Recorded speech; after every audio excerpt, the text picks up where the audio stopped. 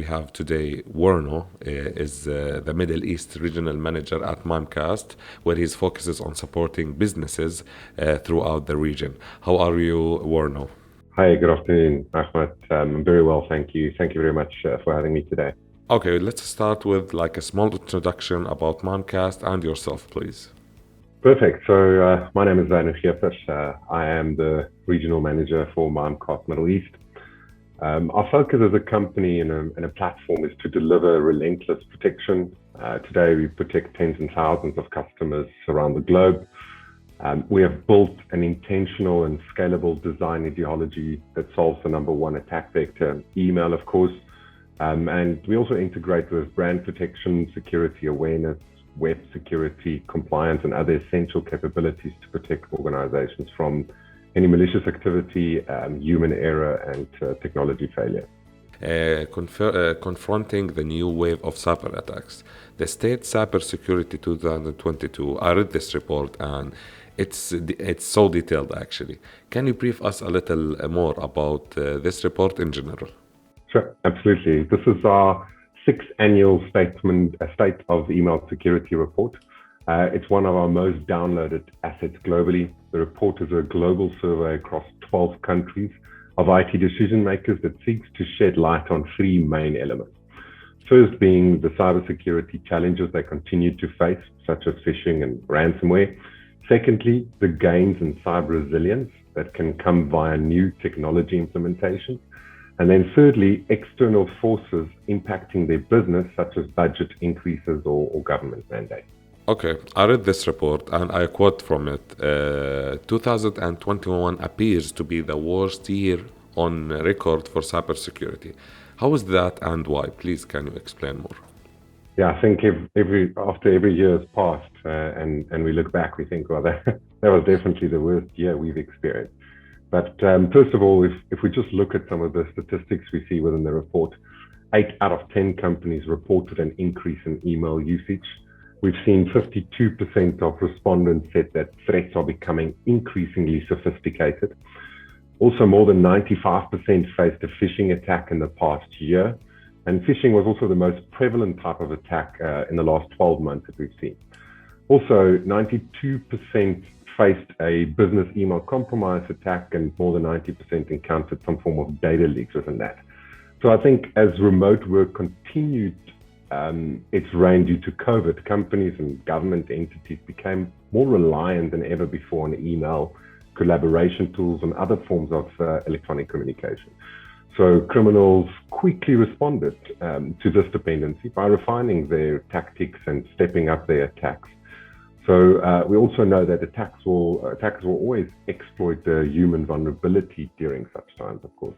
Why does MENA Tech focus on protecting the clients and partners' email so much? I mean, there is a lot of ways to let's say, penetrate the users in general in the system. Why the email, to be exact? Why you focus on the email in general? Well, I mean, and you're absolutely correct. There are multiple ways to get into an organization. But first of all, we know that various research tells us that more than 94% of data breaches originate through email. Email is the primary form of communication for most organizations, internally and externally, and more than 80% of companies' intellectual property resides within email. I mean, if you think about it, 8 or 9 out of 10 documents you work on, you either email them internally or externally. So attackers will follow the path of least resistance. Email is their vehicle to do any reconnaissance or to deliver dangerous content with exploits, and that will obviously exploit human vulnerability. So ultimately, you being on email day to day, on average, I get over 100 emails, and I could be responding from my mobile device, I could be just responding from my laptop, but ultimately, I scan through emails fairly quickly. So it's very easy to cap someone. And like I said, it's an open channel for communication into the organization. So attackers just exploit that, of course. Ransomware attacks were, let's say, catastrophic, especially in 2021, from healthcare to technology and insurance sections. How is Momcast ready to protect its partners from them? Yes, absolutely. I think ransomware, and according to the report, is growing rapidly. We know that perpetrators are refining the malware and the methods of the attacks they use. More than 75% of the companies were hurt by ransomware attack during 2021, which is up 61% from the prior year. But Momcast has a multifaceted approach to protect organizations against ransomware and the impact of a successful attack. This includes preventative and resiliency measures. So if you think, first of all, of your gateway, which is your gateway where emails are coming in and going out, we rely on a number of security engines there to detect any form of ransomware within email, including attachments and links containing any downloads. This includes things like static file analysis and sandboxing, as well as the capability to transcribe documents into a static format to remove any dangerous code. But the efficacy to detect and prevent ransomware is only one part of the puzzle. If you think, if we move on to something like archiving, which is also where Momcast supports, so we archive to an independent, secure environment, which allows you to protect and preserve corporate data, which can provide you with greater degree of control in worst-case scenarios of a successful ransomware attack, while following the best practice of maintaining a lean amount of data, which can reduce your exposure to any attack surface. And then we also built resilience with integrated recovery capability. So once again, it talks to the fact that you can't just have a preventative approach here. There is no silver bullet. So we offer the ability to restore mailboxes quickly and easily to a point in time to keep your organization functioning and to mitigate the damages of any ransomware attack. It can also prevent IT and security teams from devoting weeks or months on recovery efforts. And then on top of that, there's also a continuity plan. So disruption of mail flow is a reality that all organizations must face and plan for. And it can occur for a variety of reasons. Ransomware is definitely one. Because email is still the lifeblood of the vast majority of businesses, the ability to keep it functional during a disruptive event is foundational to any cyber resilience strategy. And then lastly, we surround ourselves to support the end users. Human beings are your last line of defense, and more than 95% of data breaches occur due to human error. So the benefit of cybersecurity awareness training programs are many, but they're most effectively deployed as part of an overall strategy. And our awareness training program includes detailed tracking and risk scoring capabilities to help security teams identify the most risky employees and ultimately strengthen their last line of defense. Training plays a big part in Momcast's program to protect companies from cyber attacks. What differentiates the Momcast training program and makes it stand out, let's say, and what it makes it so unique? So I think, the biggest challenge in most awareness training programs today are engagement and the frequency of the training. That's a typical story, out of sight, out of mind. And of course, if you're going to ask someone in HR to sit through a 30 or 40-minute training on cybersecurity, you very quickly lose someone's attention there. So I think what makes it really unique in our sense is we measure three things. We look at engagement. How engaged are the employees with the content, first of all? Are they paying attention to it? Secondly, knowledge. Are they actually taking in what they're listening to, and does it resonate with them? So we obviously test them on that. And then lastly, sentiment. Just how do they feel about security? How confident are they that the company can protect them against these type of attacks? And I think the key ingredient here to get employees to engage in any form of awareness training that we found out is humor. We use very short, punchy modules, real life actors that we use. They are 3 to 4 minutes long. And think of it as a Netflix series almost, right? It runs like a series and it covers multiple topics. But the key here is once you have humor, employees pay attention. And once they pay attention, they take in the knowledge and you can actually test them on that. So that's really important to be able to then have a baseline to understand how well are my employees educated? Can I compare that to any other organization or company in the same vertical? And then can I use real phishing emails to actually test my employees? The challenge that organizations also face today is that they evaluate their employees purely based on training. If you think of the training being, I have to watch a module, let's test the user to see if he's paid attention after watching the module. And then I'm going to do simulation to test my users and try and see if they're still clicking on links and does my education have any impact to my employees and their savviness around the risks of cybersecurity. What we do is we don't just look at the educational data points, but we also look at the behavioral data points, because day to day, your employees are opening emails, they're responding to potentially dangerous emails, they're clicking on malicious links.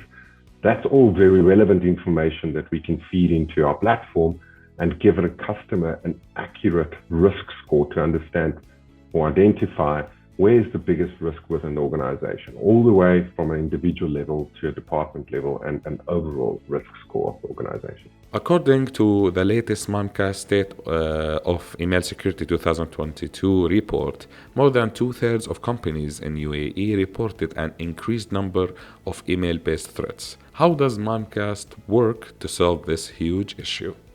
Yes, I think first of all, a multifaceted problem needs a multi-faceted approach ultimately. So we look at it from 3 distinct zones. So if you think of zone 1 being your perimeter, so that's everything around the border of the organization, so everything coming in and going out of the organization. So ensuring that you have relevant protection of any inbound related threats as well as outbound related threats. And if you think of zone 2 being inside the organization, that specifically looks at internal threats or threats moving laterally within the organization. So the capability to remediate those threats. And then secondly, the capability to be able to educate and train the employees around any of these types of threats as well. And then zone 3 looks at it from a beyond your perimeter point of view. Some of these attacks you don't have any visibility on. So I can impersonate your brand, or I can host your domain or your website elsewhere, and I can lure your suppliers or customers to access this website, and then typical things would be harvesting credential type of attacks, etc., that we see. So we protect the customer's brand by detecting these type of websites or new domain registrations that look similar to theirs. And then lastly, DMARC is another protocol, which is another support option for this.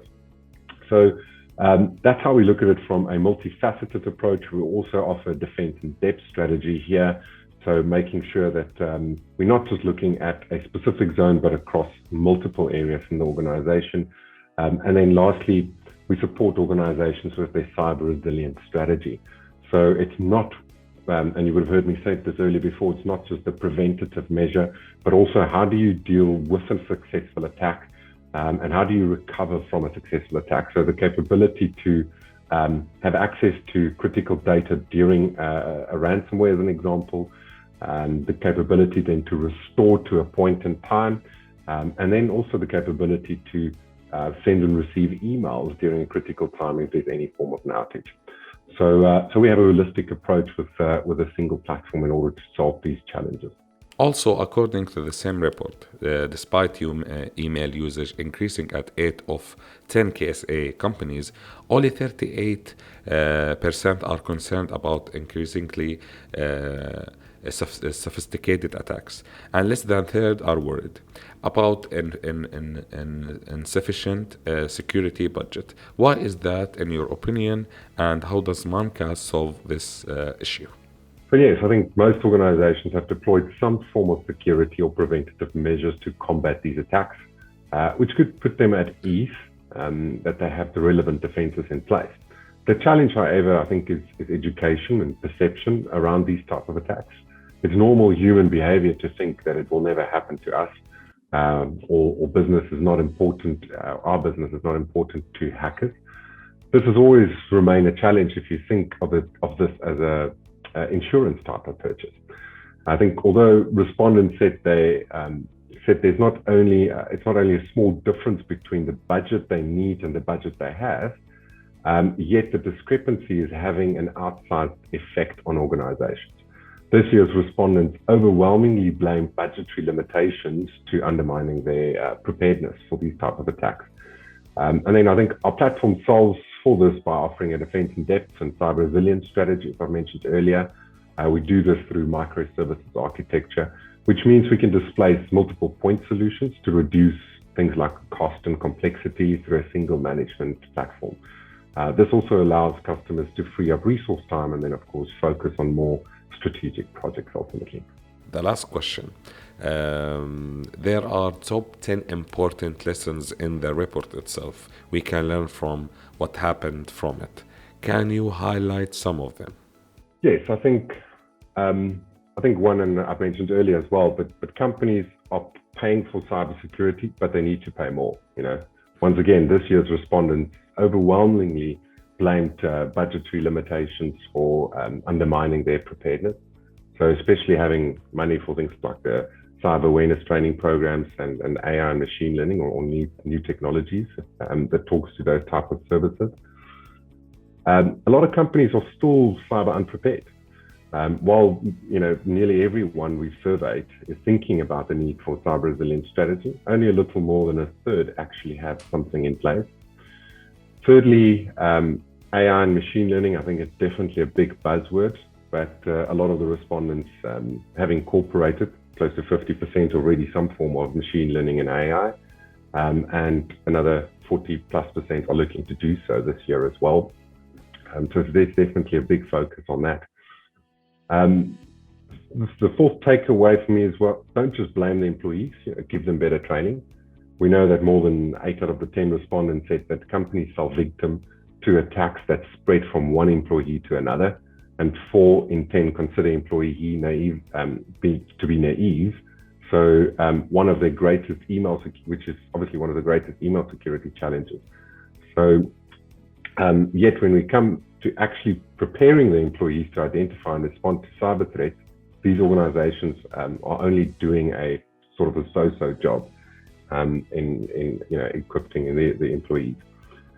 And then lastly, I think online and brand impersonation is on the upswing. We've seen a big shift where attackers are utilizing an organization's brand. So efforts to spoof companies' website and email domains are on the rise as well. And respondents reported that their companies experienced an average of 10 such attacks in the past year. 9 out of 10 companies are also deploying services like DMARC protocol to protect their brands, or looking to do so in the next 12 months at least. Thank you so much, Wierno, for this info. Wierno is the Middle East Regional Manager at Mimecast. Thank you so much for your time.